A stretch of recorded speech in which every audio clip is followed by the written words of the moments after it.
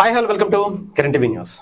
నిన్న ఇండియా న్యూజిలాండ్కి సంబంధించినటువంటి T20 world cup ఫైనల్లో ఒక అద్భుతమైనటువంటి ఘట్టం కనిపించింది. ముఖ్యంగా ఇంగ్లాండ్లో స్థిరపడినటువంటి ఒక క్రికెటర్ ఇండియాకి సంబంధించినటువంటి జాతీయ గీతం పాడుతున్నప్పుడు భావోద్వేగానికి గురైనటువంటి పరిస్థితులు, అసలు ఎందుకని తన అంతలా భావోద్వేగానికి గురయ్యాడు, అసలు ఏంటి దీని వెనక మనతో పాటు జర్నలిస్ట్ కిరణ్ గారు ఉన్నారు. ఆయన అడిగి అసలు ఆయన ఏంటి, అతను ఆ క్రికెటర్ ఎక్కడి నుంచి ఎక్కడికి వెళ్ళాడు, అతను ఎంత బాధపడడానికి గల కారణం ఏంటి తెలుసుకున్నాం. ఒకసారి నమస్తే హరీష్, ఒకసారి వీడియో చూస్తే ఆయన భావోద్వేగం ఎట్లా ఉందో అర్థమవుతుంది. ఫస్ట్ ఒకసారి చూపిద్దాం.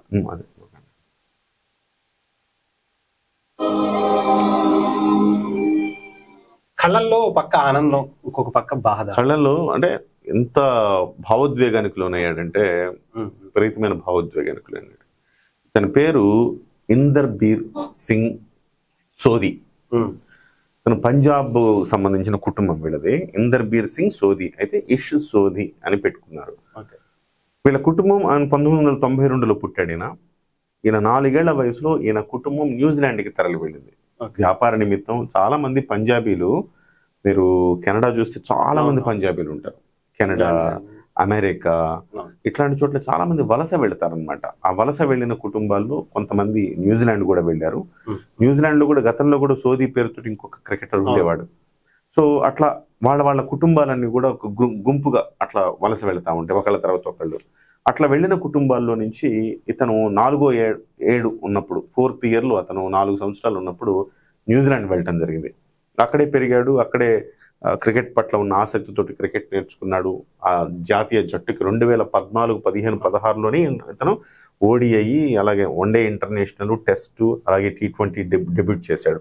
అప్పుడే ప్రారంభించాడు, కానీ కొంత ఆలస్యంగా వచ్చింది. చాలా మందికి వెంటనే రాదు అవకాశాలు, కొంచెం ఆలస్యంగా వచ్చిందని చెప్పాలి అతనికి. 2019 వన్డే ప్రపంచ కప్ జట్టులో ఉన్నాడు. ఆ తర్వాత ఇప్పుడు కూడా ప్రపంచ కప్ జట్టులో ఉన్నాడు. సో ఒకానొక దశలో 2018లో టాప్ పర్ఫార్మర్ గా నెంబర్ 1 బౌలర్ గా వరల్డ్ లో ర్యాంకింగ్ లో నెంబర్ 1 స్థాయికి వెళ్ళాడు. మంచి స్పిన్నర్ కూడా. సో అలాంటి ఒక వ్యక్తి, భారతీయ మూలాలు కలిగిన వ్యక్తి ఈ సోది. సహజంగా భారతీయ మూలాలు ఉన్నాయి. 4 సంవత్సరాల వరకు ఇక్కడ ఉన్నాడు. వాళ్ళ బంధువులందరూ ఇక్కడే ఉంటారు. ఎంతైనా కానీ భారతదేశం అంటే నా మాతృభూమే కదా అన్న ఒక భావం ఉంటది.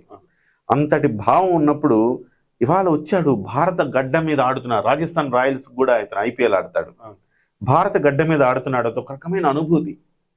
ఎన్నో ఏళ్లుగా ఒక తల్లి నుంచి మనం ఎక్కడికో పెంపకానికి ఇంకొకరి దగ్గరికి దత్తత వెళ్ళామనుకో హరీష్, ఆయన కన్న పేగు బంధం ఉంటుంది చూసావా, అది లాగుతూ ఉంటుంది మనసుకి. కన్న తల్లిని చూడగానే కన్న తల్లి పట్ల భావోద్వేగం వచ్చేస్తుంది.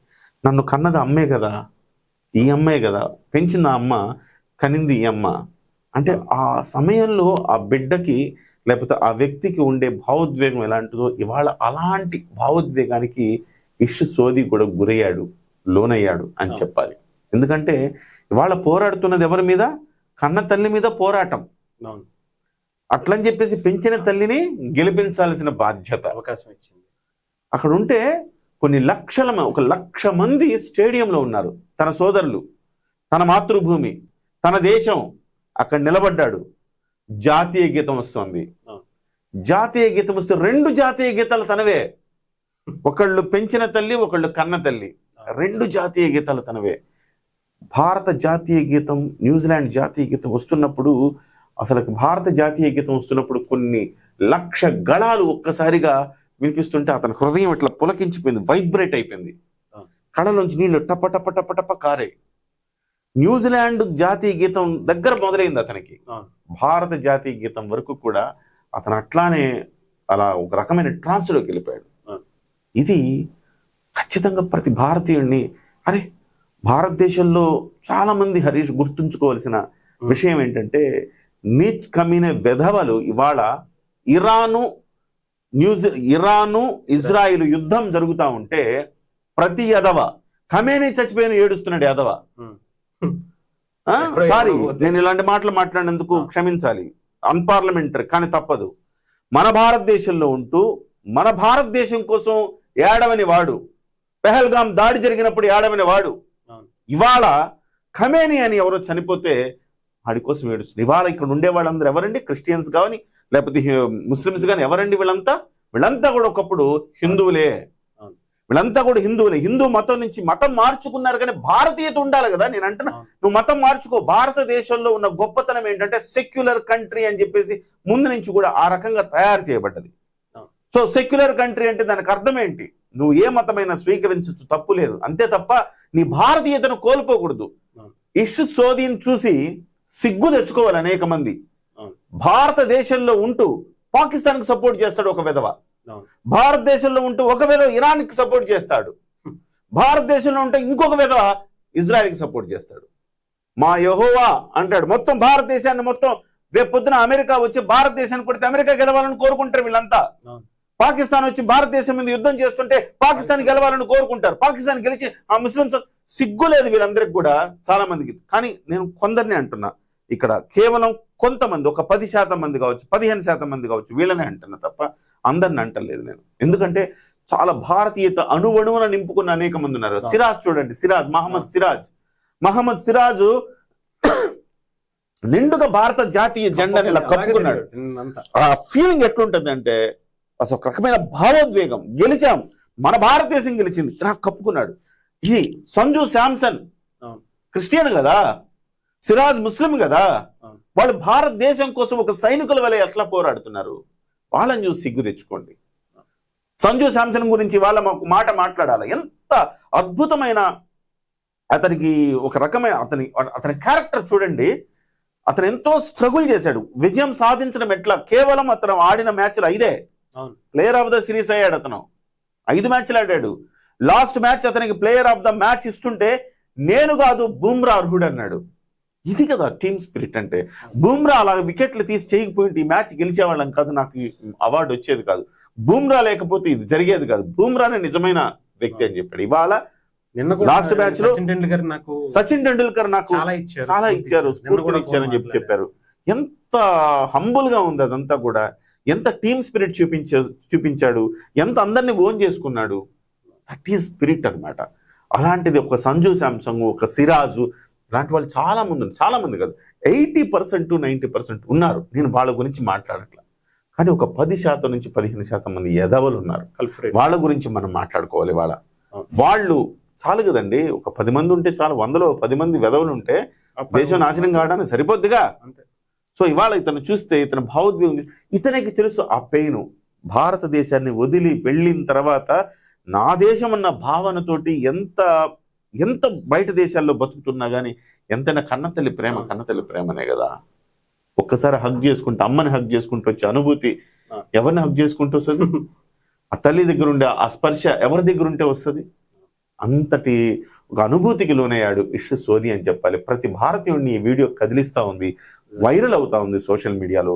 ఇది చాలా మంది కనువిప్పు. మన దేశంలో ఉంటూ మన దేశానికి దేశద్రోహుల్లా బిహేవ్ చేసే అనేక మంది వెధవలకి ఇది కనువిప్పు కావాలని కోరుకుంటున్నా.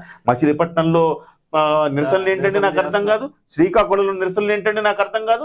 కమినేనవాడు చస్తే అక్కడ నిరసనలు, ఇక్కడ ఆడెవడ ప్రవీణ్ పగడాలనేవాడు మందు దాగి చచ్చిపోతే దాన్ని ఏంటంటే హిందువులకు వ్యతిరేకంగా చిత్రీకరిస్తారా మీరు? సిగ్గు శరం లేని అజయ్ గాడు ఇంకోడు వెధవలు చేరి ఈ వెధవల సమాజాన్ని నాశనం చేస్తున్నారు.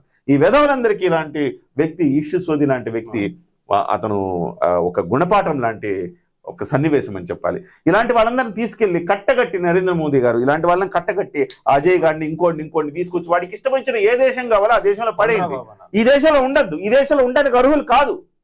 అనేక మంది నిన్న బంగ్లాదేశ్ లో ప్రార్థన చేసుకుంటా ఉంటే మతం మారిన తర్వాత ప్రభుత్వం మారిన తర్వాత కూడా వాళ్ళని బాంబులు వేశారు గుడి మీద. ఎంత దుర్మార్గం, ఎంతటి విపత్కర పరిస్థితుల్లో హిందువులు బతుకుతా ఉన్నారు ఇక్కడ. ఇవాళ హిందువులకి ఇవాళ హిందువులకి భారతదేశం ఒక్కటే ఉంది, వేరే దేశాలు ఏం లేవు. వేరే దేశంకి వెళ్ళి ధైర్యంగా ఇది నా దేశం అని బతకగలుగుతారా? కానీ వీళ్ళకి ఫీలింగ్ ఏంటంటే ఇరాక్ లో అయినా బతకగలుగుతా, ఇరాన్ అయినా బతకగలుగుతా. వీళ్ళకి తెలియని విషయం ఏంటంటే అక్కడికి వెళ్తే వీళ్ళని నీచంగా బానిసల్లా చూస్తారు. ఆ విషయం వీళ్ళకి తెలియదు. వాళ్ళు భారతీయ ముస్లింలని, భారతీయ క్రిస్టియన్ని మనుషులుగా చూడరు వాళ్ళు. ఆ విషయం వీళ్ళకి తెలియదు. తెలియక ఇక్కడ సోషల్ మీడియాలో కామెంట్లు చేస్తూ ఉంటారు యూజ్లెస్ ఫెలోస్. సో కొన్ని కోట్ల మంది హృదయాలు గెలిచాడు ఇష్ సోది. ఇవాళ న్యూజిలాండ్ క్రికెటర్ అయినా కానీ దేశభక్తిని చూసి న్యూజిలాండ్ క్రికెటర్ అయినా కానీ ఇవాళ కొన్ని కోట్ల మంది హృదయాలను గెలిచాడు అతని భావోద్వేగం అనేక మందికి, అయ్యో మన దేశంలో ఉంటూ మనం కన్న తల్లి చెంత మనం ఉంటూ మనం ఎందుకు తల్లి పట్ల ఆ రుణాన్ని, తల్లి పట్ల ఆ ప్రేమను చూపించలేకపోతున్నాం, చూసావా అతను దూరమైనందుకు అతను ఎంత భావోద్వేగానికి గురయ్యాడు అని చాలా మంది ఒక రకంగా చెప్పాలంటే ఒక కనువిప్పు కలిగేలాగా ఉంది ఈ సన్నివేశం అని చెప్పాలి. ప్రతి ఒక్కరికి తెలియాల్సిన అవసరం ఉంది హర్షి ఇది, అందుకే మనం ఈ చర్చ మాట్లాడుకోవాల్సి వచ్చింది. ఇప్పుడు ఆఖరికి నిన్న కూడా ఢిల్లీలో కూడా హోలీ రోజున ఒక బెలూన్ ఏదో పడేశారు ఒక ముస్లిం మహిళ మీద, వచ్చి అతన్ని చంపేశారు. దారుణంగా అలాంటి పరిస్థితులకు వెళ్ళిపోతుంది. ఈ టైంలో నిజంగా మనం ఇలాంటి వీడియోస్ చేయాల్సినటువంటి పరిస్థితి కూడా డెఫినెట్ గా 80% మంది హిందువులున్న దేశం ఇది. ఎవడో సెక్యులర్ అని పెట్టి ఈ రకంగా చేశారు. 80% మంది హిందువులు ఉన్న దేశంలో హిందువులే బాధితులుగా మారితే ఎట్లాంటి పరిస్థితులు ఉన్నాయి? ఒకవైపు అక్కడ బంగ్లాదేశ్ లో ఎట్లా ఉన్నాయి, పాకిస్తాన్ లో ఎట్లా ఉన్నాయి పరిస్థితులు, కెనడా లాంటి చోట్ల ఎట్లా ఉన్నాయి పరిస్థితులు, అవన్నీ చూస్తా ఉన్నాం. ఖచ్చితంగా ఇష్యసోది హృదయాలను కొల్లగొట్టాడు, ప్రతి ఒక్కళ్ళు ఆర్ద్రతని తట్టి లేపాడని చెప్పాలి హరీష్. నిజం అన్న, థ్యాంక్ యూ అన్న, థ్యాంక్ యూ సో మచ్. ఏదేమైనా కానీ ఇష్యసోది భారతదేశానికి కొంతమంది వ్యక్తులకి, ఒక సమూహానికి ఎవరైతే ఒక 10% ఉన్నారో వాళ్ళకి కనువిప్పు కలిగేలా తన భావోద్వేగం అయితే కనిపించింది. మరి మారతారా లేదా అనేది చూద్దాం.